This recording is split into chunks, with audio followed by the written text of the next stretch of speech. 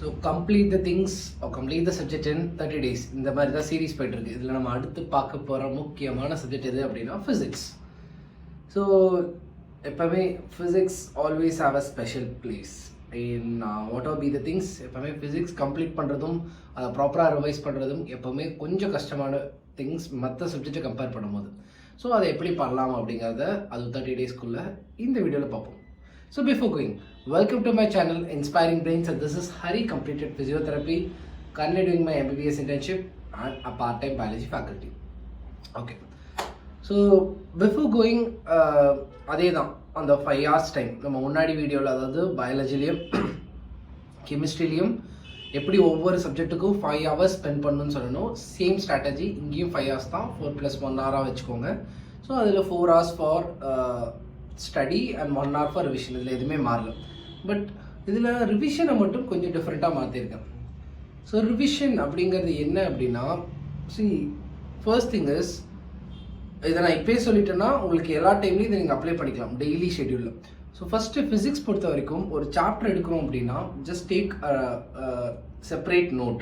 அந்த செப்பரேட் நோட்டில் ஒரு பேஜ் ஃபுல்லாக 1 page அந்த சாப்டர், ஒரே ஒரு பேஜ். ஸோ மேலே சாப்டர் ஹெட்டிங் போடுறீங்க. ஸோ நீங்கள் எல்லாம் அந்த சாப்டர் படித்ததுக்கப்புறம் த ஃபார்முலாஸ், நிறைய ஃபார்முலாஸ் இருக்குங்கிற பட்சத்தில் த ஃபார்முலாஸ் விச் யூ ஃபர்கெட் அதை மட்டும் அந்த பேப்பரில் எழுதணும். சிம்பிளாக இருக்கிற ஃபார்முலா எப்படி இருந்தாலும் மறக்க மாட்டோங்கிற ஃபார்முலாஸ் எல்லாம் நீங்கள் ஸ்கிப் பண்ணணும். சரி, ஸோ ஒரு பேப்பரில் இருக்க ஒரு சைடில் ஃபுல்லாக ஃபார்முலாஸ், இதை க்ளீனாக எழுதி வைக்கணும். ஆர் இம்பார்ட்டன்ட் ட்ரிக்ஸ் ஏதாச்சும் சொல்லி தந்துருந்தாங்க அப்படின்னா அதெல்லாமே அதில் எழுதி வச்சுக்கணும். லைக் அந்த ஒரு பேஜை வந்து நீங்கள் ரிவைஸ் பண்ணிங்கன்னா சன்ஸை சால்வ் பண்ணுற அளவுக்கு இருக்கணும். இந்த மாதிரி ஃபஸ்ட்டு ரெடி பண்ணணும். ஸோ ஒன்ஸ் இதை ரெடி பண்ணிட்டீங்க அப்படின்னா second thing is you have to go for previous year questions. So previous year questions ஒரு புக்லெட் வாங்கி வைக்கிறீங்க. அந்த புக்லெட்டில் ஒவ்வொரு சப்டாபிக்காக பிரித்து ஒவ்வொரு சாப்டரையும் வச்சுருப்பாங்க. ஸோ நீங்கள் படிக்கிறீங்க, ஃபார்முலாஸ்லாம் எழுதிட்டீங்க, இப்போ அதுக்குள்ளே போய் சால்வ் பண்ண ஆரம்பிக்கிறீங்க. சால்வ் பண்ணி ஒவ்வொரு சப்டாபிக்லேயும் ஒரு ப்ரைம் கொஷின் இருக்கும். இந்த ஒரு கொஷின் மற்ற எல்லா கொஷினையும் சேர்ந்த மாதிரி வச்சிருக்கு. இந்த ஒரு கொஷின் சால்வ் பண்ணால் மற்ற எல்லா கொஷினுக்கும் ஒரு ஐடியா கிடைக்கும். ஏன்னா இப்போ நீங்கள் எல்லா கொஷினையும் பார்ப்பீங்க. Now you have the time. So உங்களுக்கே ஒரு ஐடியா கிடைக்கும். ஓகே, இந்த 8வது கொஸ்டின் வந்து இந்த 8வது கொஸ்டினை போட்டால் போதும் போல், மிச்சம் இருக்கிற 20 கொஸ்டினையும் சால்வ் பண்ண ஒரு எஃபெக்ட் கிடைக்குதுங்கிற மாதிரி ஒரு கொஸ்டின் இருக்கும். இல்லை 2 கொஸ்டின் இருக்கலாம், இல்லை 3 கொஸ்டின், அதுக்கு மேலே போகக்கூடாது. அப்படி ஒவ்வொரு சப்டாபிக்குள்ளேயும் மேக்ஸிமம் 3 கொஸ்டின்குள்ள நீங்கள் ரவுண்ட் பண்ணி வைக்கணும். 8, ஓகே, 11th அண்ட் 18th இந்த 3 சால்வ் பண்ணால் இந்த சப்டாபிக்குள்ளே எப்படி கேட்டாலும் என்னால் சால்வ் பண்ண முடியும், அவ்வளோ பெஸ்ட்டாக இருக்குங்கிற மாதிரியே ஒரு 3 விஷயத்த எடுக்கிறீங்க. இந்த மாதிரி ஒவ்வொரு சப்டாப்பிக்கையும் கவர் பண்ணும்போது மேபி உங்கள் கையில் ஒரு 30க்குள்ளே வரும், 30 ப்ராப்ளம்ஸ்குள்ளே தான் வரும். ஸோ ஒவ்வொரு ப்ரீவியஸ் புக்லெட்டில் ஒரு 300 ப்ராப்ளம்லேருந்து 30 ப்ராப்ளமாக நீங்கள் கொண்டு வந்துடுறீங்க. இந்த 30 ப்ராப்ளமையும் வச்சுக்கோங்க. நெக்ஸ்ட்டு இதெல்லாம் சால்வ் பண்ணும்போது உங்களுக்கு ஏதாச்சும் புது ஃபார்முலாவோ, புது ஷார்ட்கட்டோ, புது விஷயமோ, புது ஐடியாவோ இதெல்லாம் கிடச்சிருந்தா அதை இன்னொரு சைட் ஆஃப் த பேஜ்லேயே எழுத ஆரம்பிங்க. ஸோ இவ்வளோ தான். ஸோ அந்த 1 paper 2 sides is for the chapter. ஒரு செட் ஃபுல் ஆஃப் ஃபார்முலாஸ், இன்னொரு set full of whatever you are getting by solving those things, அதெல்லாம் அதில் இருக்குது. இந்த ஒரு பேப்பரை ரிவைஸ் பண்ணி அந்த நீங்கள் ரவுண்ட் பண்ண அந்த 300 ப்ராப்ளம் இருக்கிற புக்லெட்குள்ளே இருக்க 30 ப்ராப்ளமை ஒர்க் அவுட் பண்ணால் அந்த சாப்டரை உங்களால் தைரியமாக அட்டன் பண்ண முடியுங்கிற மைண்ட் செட் வந்துடும். பிகாஸ் ஒவ்வொரு ரிவிஷன்லேயும் 300 ப்ராப்ளமை யாருனாலே அட்டன் பண்ண முடியாது. It is impossible. So we got only 1 idea and we have to do like this.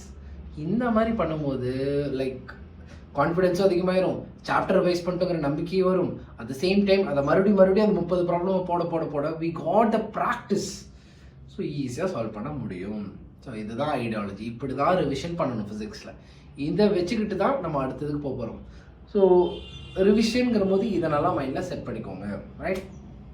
So will go for the actual things are actual schedule of completing the 11th physics in like 28 to 30 days. I'll start. So we are going to the things. So week 1 as usual.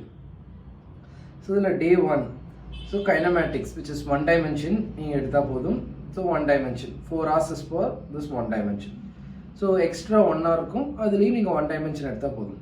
Day 2 kinematics 2. So again 1 dimension தான் மிச்சம், 1 dimension 2 dimension. So extra அந்த 1 hour என்னென்னா வெறும் formulas revise பண்ணுங்கள். R இந்த formula ஷீட்டை ready பண்ணுறதுக்கு அந்த 1 hour யூஸ் பண்ணிக்கோங்க. Day 3 again is for kinematics because the chapter is somewhat bigger. So இது ஒவ்வொன்றாவது நாளும் இதுக்கு ஸ்பெண்ட் பண்ணுங்கள். So the overall idea is ஒவ்வொரு பார்ட் அப்போ கைனமேட்டிக்ஸ் ஒன்றப்போ கொஞ்சம் பார்ட் படிங்க. மேபி ஒரு 1 dimension ஃபுல்லாக ஃபார்முலாஸ் எல்லாம் படிக்க அந்த 1 dimension அட்டன் பண்ணுங்கள். அடுத்து 2 dimension அட்டன் பண்ணுங்கள். நாட் லைக் மொத்தமாக படிச்சுட்டு மொத்தமாக அட்டன் பண்ணால் இட் டேக்ஸ் டைம் ஆர் நம்மளுக்கு ஒரு ஐடியா கிடைக்காது. So 1 dimension attend, 2 dimension attend, இந்த மாதிரி பிரித்து அட்டன் பண்ணி ஃபார்முலாஸ் எல்லாத்தையும் ஒரு சைடில் அந்த 1 hour டைம் இருக்கு இல்லையா, 4+1 அது எக்ஸ்ட்ரா 1 hour, அந்த 1 hour ஃபுல்லாக இந்த ஃபார்முலாஸை செக்ரிகேட் பண்ண யூஸ் பண்ணிக்கோங்க. அதுதான் 3 daysக்கும் கைனமேட்டிக்ஸ் கொடுத்துருக்கேன். ஸோ 3 daysம் அந்த 1 hour ஃபார்முலாலாம் எழுதி 3rd day கம்ப்ளீட் பண்ணி 3rd day கரெக்டாக அந்த எக்ஸ்ட்ரா 1 hour என்ன பண்ணால் ரிவிஷன் ஆஃப் தட் 1 page, அந்த 1 page ரிவைஸ் பண்ணணும். That is the ideology, right? Next same day 4, day 5 and day 6 is for laws of motion. So laws of motion. அதே மாதிரி day 4 அன்றைக்கி என்ன பண்ணுறீங்கன்னா extra 1 hour try to take that அந்த formula ஷீட்டை ready பண்ணுங்கள். ஒரு 1/2 hour ரெடி பண்ணுங்கள். ஒரு 1/2 hour போன சாப்டருக்கு நீங்கள் ரெடி பண்ணதை ரிவைஸ் பண்ணுங்கள். அதே மாதிரி day 5க்கும் ரெடி பண்ணுங்கள், 1/2 hour ரிவைஸ் பண்ணுங்கள். day 6 அப்போ 2 ஃபார்முலா ஷீட்டும் கையில் ரெடியாக இருக்கும். ஸோ 2த்தையும் ரிவைஸ் பண்ணணும். அவ்வளோதான் day 6க்கு ரிவிஷன் டைமில். மிச்சம் 4 hours ஃபுல்லாமே நீங்கள் ஒரு சப் டாபிக் படிக்கிறீங்க, இல்லை ஒரு 50% அந்த டாபிக் படிக்கிறீங்கன்னா படிச்சுட்டு அதுக்கப்புறமா சம்ஸ் போட ஆரம்பிங்க.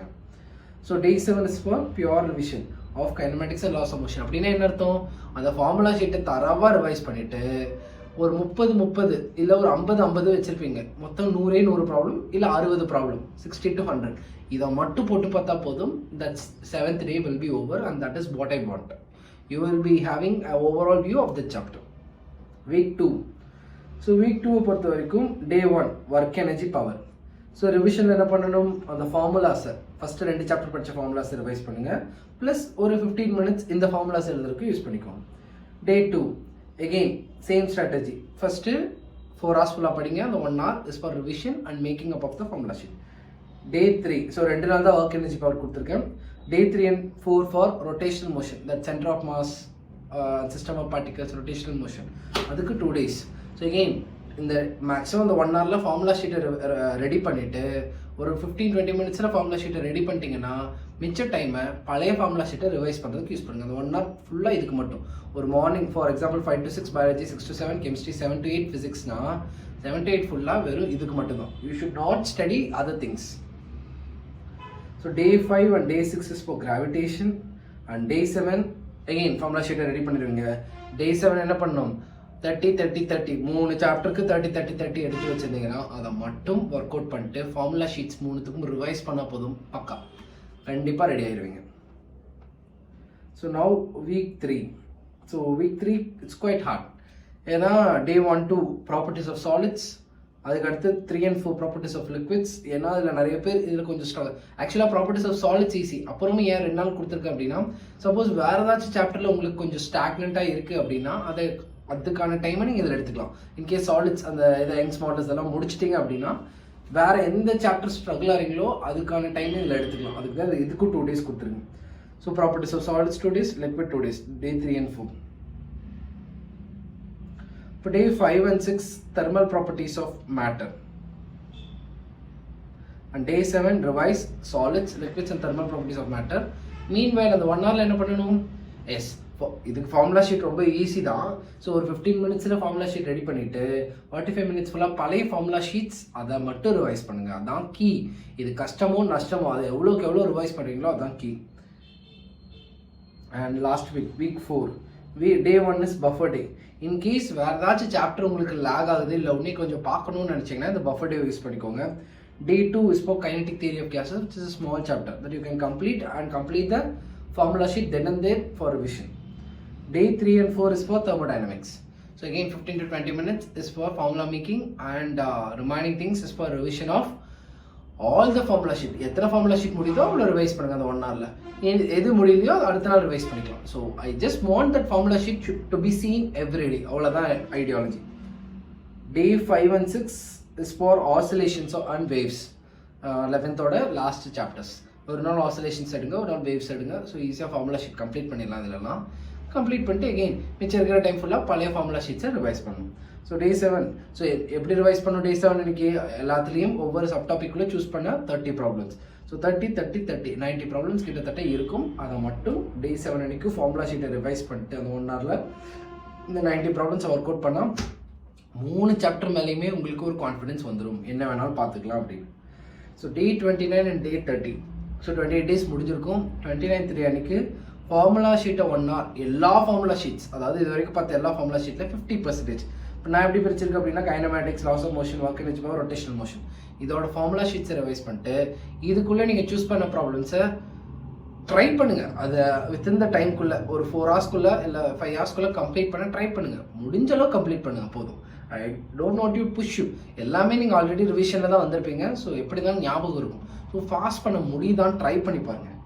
டே 30 எகெயின் ரிமைனிங் பாதியோட ஃபார்முலாஸை ரிவைஸ் பண்ணிவிட்டு அப்புறம் solids, liquids, properties of solids, liquids, thermal properties, kinetic theory of gases, thermodynamics, oscillation wise எல்லாம் கொஞ்சம் குட்டி சாப்டர் இதான் ஒர்க் அவுட் பண்ண ட்ரை பண்ணுங்கள். ஸோ ஆல்ரெடி நம்ம பெஸ்ட்டாக ஒர்க் அவுட் பண்ணியிருப்போம். அதுக்கு அடுத்த நாள் ரிவிஷன் வச்சுருப்போம் அந்த வீக்கெண்ட்லேயே. ஸோ இதில் எவ்வளோ ஸ்பீடாக அந்த 30 ப்ராப்ளமும் போட முடியும்? ஏன்னா ஆல்ரெடி நம்ம பார்த்த ப்ராப்ளம் தான். அந்த 30 ப்ராப்ளம் வேகமாக போடுறதுக்கான ப்ராக்டிஸ் தான் இந்த day 29 and day 30. So try to என்ன சொல்கிறது, complete it in a faster way. So that நம்மளுக்கு இதே எக்ஸாம்லேயும் கொஞ்சம் இன்க்ரீஸ் பண்ணி தரும் நம்மளோட அப்ரோச்சை. So this is for the things. So ஓவராலாக ஃபிசிக்ஸை எப்படி யூட்டிலைஸ் பண்ணும், எப்படி ரிவைஸ் பண்ணும், எப்படி 30 டேஸ்க்குள்ளே பெட்டராக முடிக்க முடியுங்கிறத இந்த வீடியோவில் பார்த்தோம். So which might be useful to all the things. சொல்லி நம்ம 11th போர்ஷன்ஸ் எல்லாமே முடிச்சாச்சு. I hope this time table will help you to go or to push you in your way. So இதை நம்ம இன்னும் பெட்டராக பண்ணணும், இன்னும் கன்சிஸ்டண்ட்டாக பண்ணணும்னா ஒரே ஒரு வழி தான் டிசிப்ளின் அண்ட் நம்ம முன்னாடி சொன்ன மாதிரி உங்களோட எய்ம். ஆசைங்கிறத விட ஒரு எப்படி சொல்கிறது, ஒரு கர்வத்தோடு படிக்கணும். நம்ம எப்படியாச்சும் இதை கிளியர் பண்ணணும் அப்படின்னு. ஸோ தட் மேக்ஸ் யூ, ஏன்னா எல்லா சப்ஜெக்ட்டுக்கும் 5 hours ஸ்பெண்ட் பண்ணுற அளவுக்கு நம்மளால முடியணும். அது முடியணும் அப்படின்னா உள்ளேருந்து ஒரு பவர் வரணும். அதுதான் அந்த very. So always you have the will power to do this. கண்டிப்பாக உங்களோட ட்ரீம் காலேஜில் உங்களுக்கு பிடிச்ச அந்த கோச் ஸ்டெத்தோட உங்களை ஒரு நாள் நீங்களே விஷுவலைஸ் பண்ணுங்கள். இதுக்கான பவர் தானாக வந்துடும், ரைட்? ஸோ அடுத்த வீடியோவில் என்ன பேசணும் இல்லை என்ன டிஸ்கஸ் பண்ணலாங்கிறத உங்களுக்கு ஏதாச்சும் ஐடியாஸ் இருந்தால் மறக்காமல் கமெண்ட் பண்ணுங்கள். கண்டிப்பாக நெக்ஸ்ட் வீடியோவில் பார்ப்போம். தேங்க்யூ.